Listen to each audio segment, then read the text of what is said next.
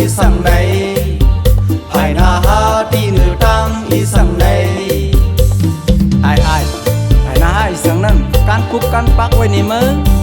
ฮะเป็นคนโยอายคนมอเราหือตั้งใจคนอยู่เหมือนมีสีขาวไว้ละเมื่อโกฮะกอดด้วยจำรู้จ่องมันมีหางการปกกันปักนั่นที่เหนือตังโตเลียวหังกอยอำหูเสียงลาดเป็นจัดสั่งก็กว่าด้วยเล่หางเพื่อยังมาที่จำด้วยสัมเป็นกูนเพื่อยังมาที่จำด้วยสัมเป็นกูนไอ้กำว่าเนี่ยคนเมาเหล่าไหนโนเขาตัวเหมือนมีสีขาวไว้หนาเมื่อโกนี่ไอ้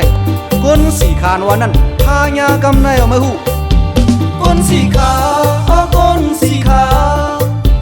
คนสีขาคนสีขาเราเมามันคือมันเมาเรามันกินเราคือเรากินมันกำพาปัน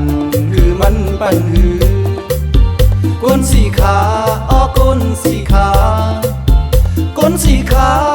คนสีขาคนสีขานวันนั้นหายากำแนวไอ้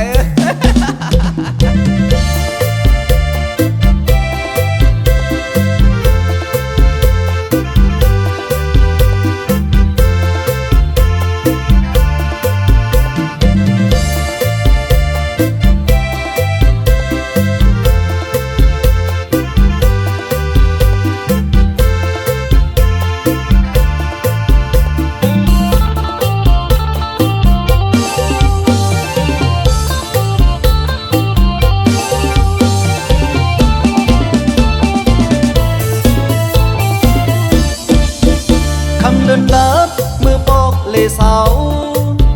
เงาลุกเหล่าต่อเดเนดังตำดินหวังลำยังไปมาภายนาหาที่เหนือดังอีสังในภายนาหาที่เหนือดังอีสังในไอ้หน้าอีสังนั่นการคุกกันปักไว้ในมือฮะเป็นคนโยอายคนมอเราหือ